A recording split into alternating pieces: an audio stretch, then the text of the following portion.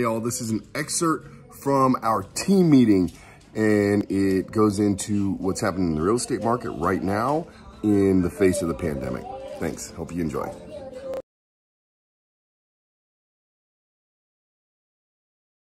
We're gonna talk a little about what's going on, man, and basically the 4 questions that people are asking about real estate right now and our current situation with the pandemic, man. So the first question that they want to know is they've heard about interest rates being low, and it's absolutely true. And I share this graph because here's the deal: when the Feds lower rates, those affect the 10-year Treasury, right? The 10-year Treasury is a U.S. Treasury bond, and it's considered one of the safest investments in the world, right? It has been for over 50 years. And if you look over history, the mortgage rates and as well as the Treasury kind of moved together. But recently, but there are periods of time when they're a little closer together and when they're a little bit farther apart. Recently, because the Fed rate has gone to nearly zero, we've seen some volatility in that market, and that's what I kind of highlighted here in this circle, is that, you know, it's not a one-for-one drop. And here's what the deputy chief economist over at First American Title said. He said, as evidenced by recent events, often the spread increases because mortgage refinance application processing capacity cannot meet demand. So more people are trying to refinance their house, and they can't handle the demand of that and actually find enough investors to take these refis, right? So lender offered rates don't follow the Treasury yield on a one-for-one basis. So even though rates are historically low, our mortgage rates are historically low, they're not going to follow the Fed rate on a one-for-one, nor the Treasury on a one-for-one basis. So while mortgage rates declined in response to the declined yields, it is likely they'll fall the same magnitude as the Treasury yield. It's plausible that mortgage rates will fall further if the benchmark 10-year Treasury bond yields to decline further. And it's reasonable to expect that rates will fall even farther and likely surpass the prior record low, which was 2 weeks ago. Rates were at 3.29%, which is unheard of. Right now, they're about 3.65%. But it's not necessarily going to be on a one-for-one basis. So yes, rates are super, super affordable. To answer this question, I've emailed you guys all the questions and the answers to these. But while rates are historically low, it's not going to be a one-for-one drop along with the Fed rates. So when they hear that rates are at zero in the news, you need to be able to explain to them why they're super low, but it's not going to be zero. Does that make sense, guys? Mm-hmm. So that's the first question folks are asking about. Oh, and here's the actual rates. This is actually our rates from that summer of 2018 when houses were moving in like a week or less till now. And as you'll see, on March 5th, we hit our low at 3.29%. But like I said, right now we're dancing right around 3.65. So, and I'll send you guys these slides so that you can have them. But you need to be able to calm people's fears and talk to them from an educated standpoint about what's actually going on in the market, because there's a lot of stuff. So next question is, well, we've seen that the stock market's crashed. What's going to happen with my home price, right? So everyone thinks that since the stock market fell apart, you know, our home prices are going to go down. Well, let's take a look at what history says, right? So if we look at it, because most of the key economists, even John said this, Brandon was referencing this video earlier, but most of the key economists are stating that this event looks more like 9/11 and looks less like 2008, okay? Looks more like 9/11, less like 2008. So this was the S&P 500 in 2007, 2008, and 2009. So it fell down 51%, right? It corrected 51%. And in housing prices, they also fell. And that is a nationwide depreciation over 2007, 2008, 2009. You follow me on that one? Yeah? All right. Cool. Now, what 9/11 has in common with this is what happened today. The shock has also generated fear, angst, and anxiety among the general public. People avoided crowds then as they believed another terrorist attack was coming, and they're acting the same today that they want to avoid getting sick. Makes sense, right? The same parts of the economy are under pressure. Airlines, leisure, hospitality, restaurants, entertainment, and consumer discretionary services in general, right? So this looks very similar to 9/11. So now let's actually look at what happened in, with the housing prices right around 9/11, right? And the dot-com crash, because you remember that the NASDAQ bubble, it fell right there in September of 2000. The S&P 500 lost 45%, very similar to what it lost during the 2008 recession. But what you'll see is home prices appreciated during 2000, 2001, and 2002. So it's interesting. People are saying, oh, yeah, well, housing prices are going to fall. Not necessarily. There's no fucking data that recommends that that's actually accurate, man. So we need to continue to talk to our clients. And I think framing it, this is going to look more like 9/11 than it looks like 2008. Might begin to give people some sort of a framework to begin to process the market differently. So for your gal that said, hey, man, I may need to wait until winter, maybe you don't. Mm-hmm. Maybe you don't, because history and the data states something completely different. We clear on that point, guys? Yes. All right. Any questions about any of this stuff? So say somebody wanted to see in like 2 weeks comps on their property. Are we still just running comps how are we seeing the true values? The same as we just run comps like we normally would? Still run comps the same, man. Listen, it's all based upon sales within the last 6 months in that subdivision. Okay. That has And not changed. she stays very on top of it. She knows the sales that have happened in her neighborhood, right, and who's bought them, who sold them. Like, she's really educated, which is, it's a hint intimidating to me that she knows more information on her neighborhood than I do. Okay. At the moment. Yeah. So I dig it. I appreciate it. But she's also the same one who thought she might need to wait till winter. So yeah, if I can come back with an educated answer on that, and maybe she should. And she's building a condo in Australia right now. Okay. So that's soon to be finished. So if we could keep her on that timeline of wanting to sell in August or even maybe a little sooner, she might be appreciative of that, as long as she doesn't, lose money.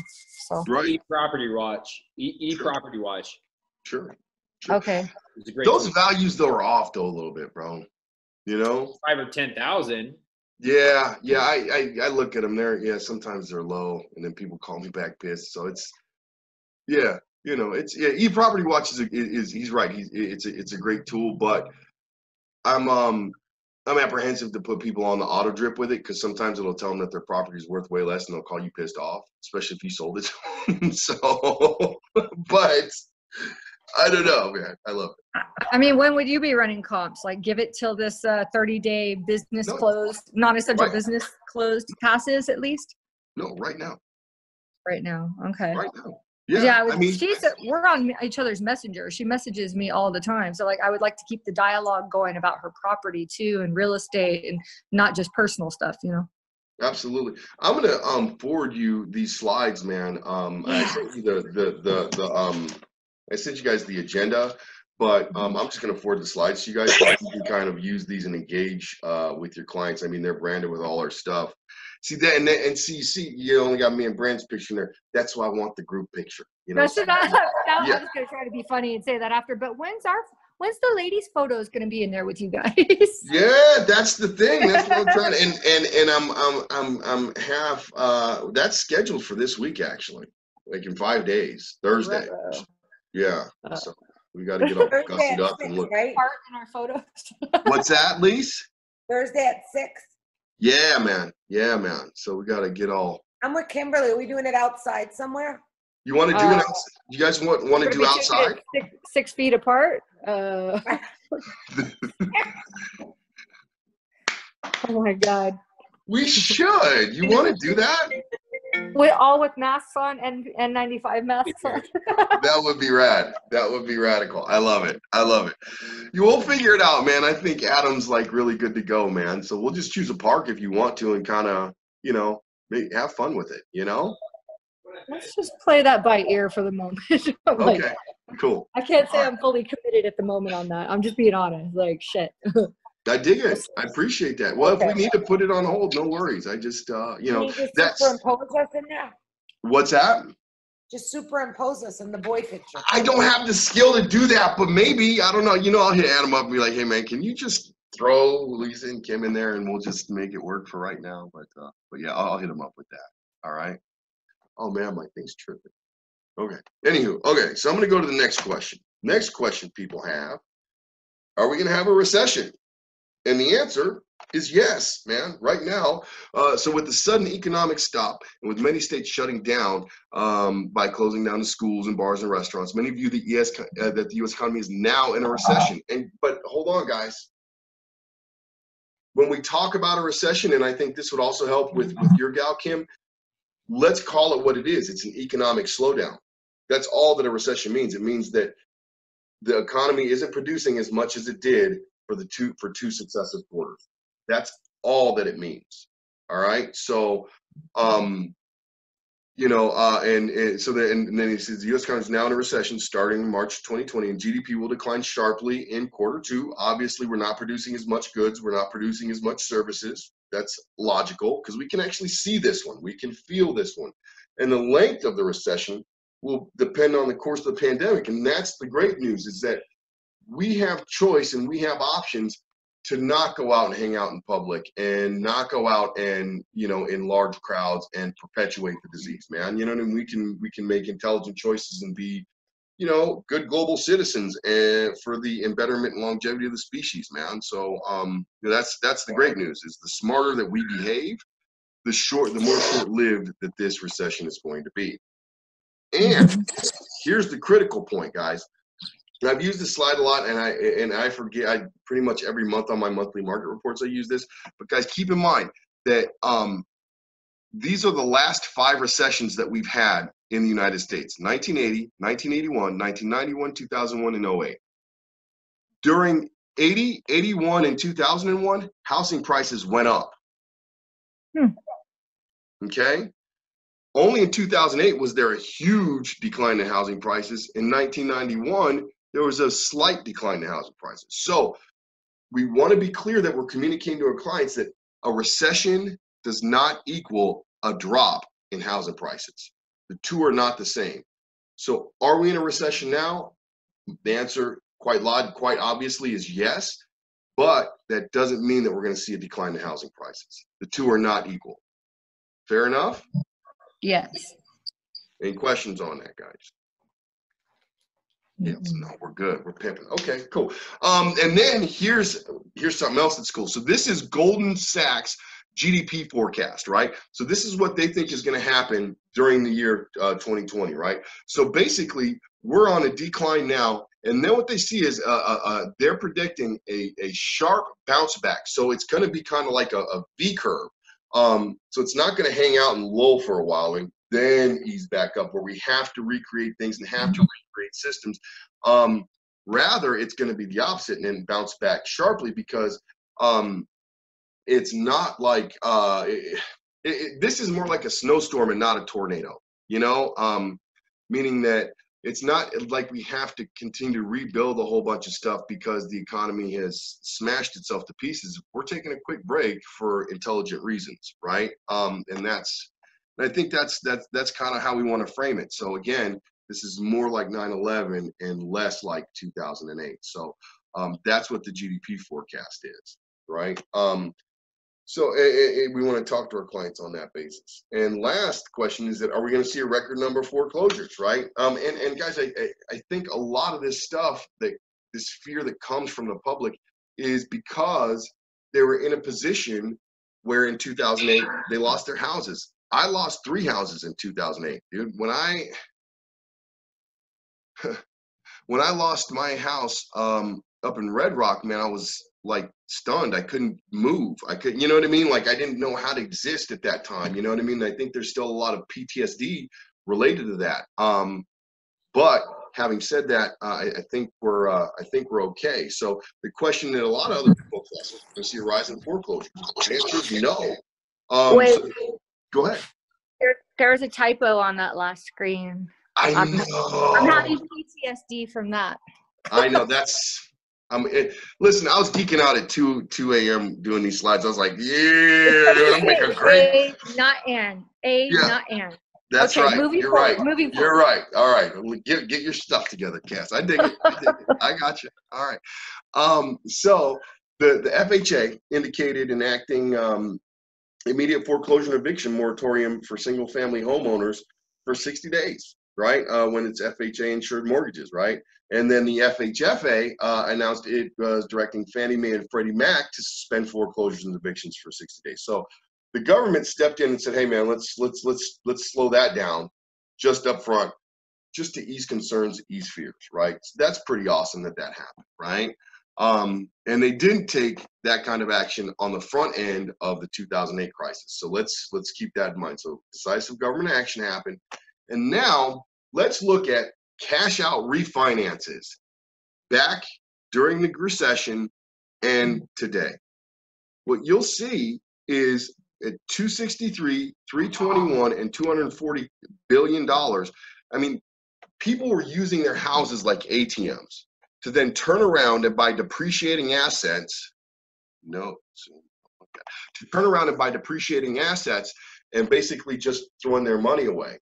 Now we've gotten a little bit smarter. We actually learned from our mistakes in the past, and you'll see that that what people have been pulling out of their houses is a fraction of what they were pulling out of them before, right? So from that standpoint, there is way more equity in our houses than there was back then. I mean, for my personal situation, got a couple $100,000 in equity right now. Back then, I was right on the edge, man. I was just borrowing what I could buy, trying to build an empire, man, for nothing, and a lot of folks were with me. And we suffered for it, right?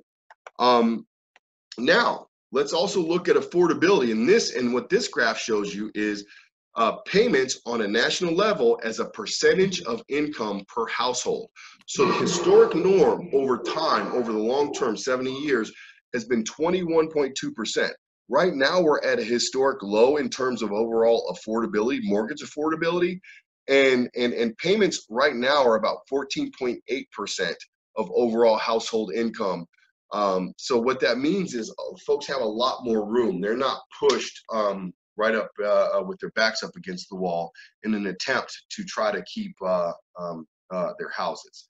So the answer to that question is no, we're not going to see a ton of foreclosures because at the end of the day, people have a lot more equity in their houses and housing's a lot more affordable. And you got to remember, foreclosure is an option when there are no other options. That's the last thing you can do. But if you got a couple $100,000 in your house, that means you got room to make, it's just about how much money do you want to make when you sell it. You see what I'm saying? So you're not going to just walk away from, hundreds of thousands of dollars. So it's a different. All right, so quick review. What's going on with interest rates? They're at historic lows. There is some volatility in the market. They are not, they don't move one for one with Fed rate moves, nor Treasury moves, but they do remain close to those things. And no, you're not going to get a 0% mortgage. It's not going to happen. It's not realistic.